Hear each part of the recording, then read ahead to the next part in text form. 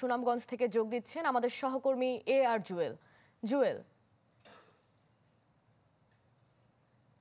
রুহি, সুনামগঞ্জ কিন্তু এখন পুরোদমে হাওরে ধান কাটার মৌসুম চলছে। গেল 15 তারিখ থেকেই কিন্তু হাওরে ধান কাটা ব্যাপক শুরু হয়েছে এবং আপনি জানেন সুনামগঞ্জে ব্যুরো ফসলের উপর পুরো হাওর নির্ভরশীল। এবার সুনামগঞ্জে প্রায় 2,23,000 হেক্টর ব্যুরো ধানের আবাদ হয়েছে। ইতিমধ্যে প্রায় 5,000 হেক্টর ধান কাটা হয়েছে। কিন্তু গতকাল জেলা প্রশাসন থেকে জানানো হয়েছে যে সুনামগঞ্জে 18 এপ্রিল থেকে 21 এপ্রিল পর্যন্ত ভারতের যে চেরাপুঞ্জি সেইখানে এবং সুনামগঞ্জে ভারী থেকে মাঝারি বৃষ্টিপাতের সম্ভাবনা রয়েছে, যার ফলে কিন্তু বৃষ্টিপাতের কারণে কিন্তু এই সুনামগঞ্জে যে একটি আগাম বন্যার সংখ্যা করেছেন এবং তারা বলছেন যে বৃষ্টিতে হাওরের বেশ কিছু পানি হওয়ার ফলে ফসলের নিম্নাঞ্চলে ফসলের ক্ষতি হতে পারে। সেই কারণে তারা পুরো জেলার কৃষকদের যাদের ধান পেকে গেছে তাদেরকে ধান কাটতে নির্দেশনা দেওয়া হয়েছে। তারা বলছেন যারা ধান 80 ভাগেরও বেশি ধান পাকা হয়ে গেছে তাদের ধান কাটতে দ্রুত নির্দেশনা দেওয়া হয়েছে এবং ইতিমধ্যেই জেলা প্রশাসন এবং পাউবো এবং কৃষি অফিসারের যে কর্মকর্তারা মাঠ পর্যায়ে যে কর্মকর্তারা আছেন তাদের ছুটি বাতিল করা হয়েছে এবং তারা বলছেন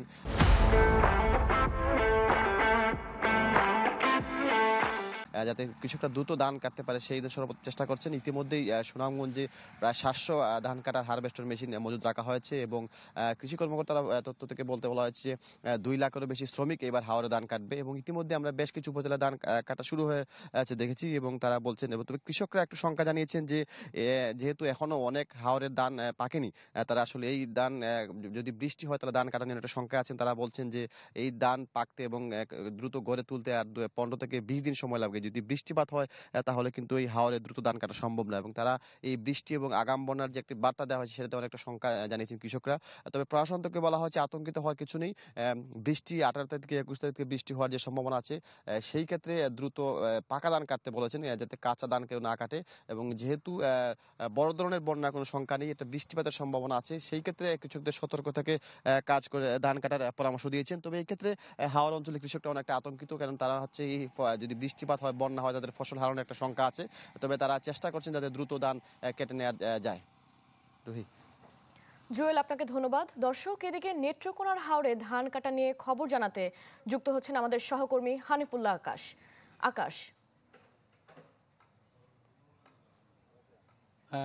রুহি, যেমনটা আসলে সুনামগঞ্জের থেকে শুনছিলাম যে আসলে হাওরের ধান কাটার একটি নির্দেশনা দেওয়া হয়েছে।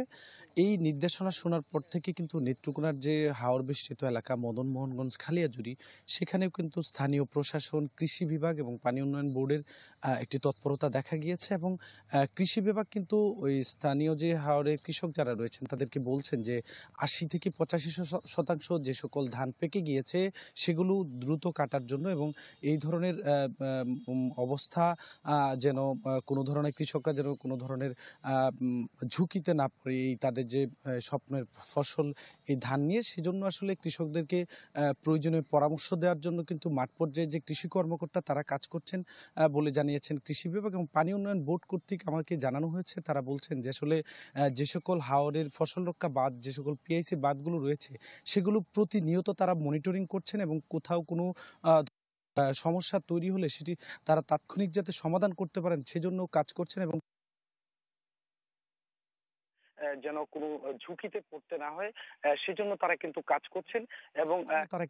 করছেন এবং কৃষকরাও বলছেন যে আসলে এখনো পর্যন্ত নেত্রকোনার হাওরের আংশিক কিছু জায়গায় ধান কাটা শুরু হয়েছে খালিয়াজুড়ি এলাকায় এবং মদন মোহনগঞ্জের যেসব অঞ্চল রয়েছে সেখানে এখনো ধান কাটা শুরু হয়নি। তবে আগাম জাতের যে ধানটা রয়েছে সেটা কিন্তু তারা করতে ইতিমধ্যে শুরু করেছেন। রুহি, আকাশ, আপনাকে ধন্যবাদ।